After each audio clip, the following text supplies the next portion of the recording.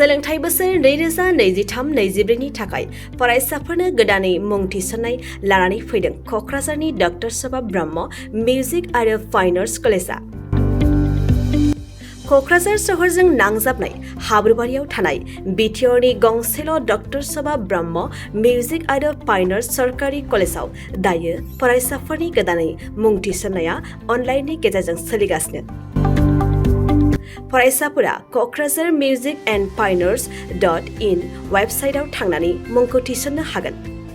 12 थाखो उथ्रिसारनाय फरायसाफोरा bachelor of fine arts, bachelor of music आयदानि थाखाय मुं थिसननो हागोन। बे सरकारि कलेजआव मोजां सोलोंथाइजों लोगोसेयैनो हौवासा हिन्जावसाफोरनि थाखाय आलादा आलादायै हस्टेलनि खाबुबो दं। गोसो गोनां फरायसाफोरा क'क्राझारनि डक्टर सभा ब्रह्म मिउजिक आरो फाइन आर्ट्स सरकारि कलेजआव गोदानै मुं थिसन्नोब्ला नैबे मबाइल नम्बर 9085292451 आरो 9365491257 आव थोंजों सुलाद लानो हागोन।